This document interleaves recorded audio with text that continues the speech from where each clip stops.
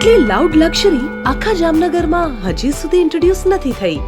Yes, તમે સાચું gas કર્યું. વાત છે નિયો પ્લેટિનમની, કે જે જામનગરનો ફર્સ્ટ 12 સ્ટોરે અને એક્સક્લુઝિવ 3 BHK પ્રોજેક્ટ છે.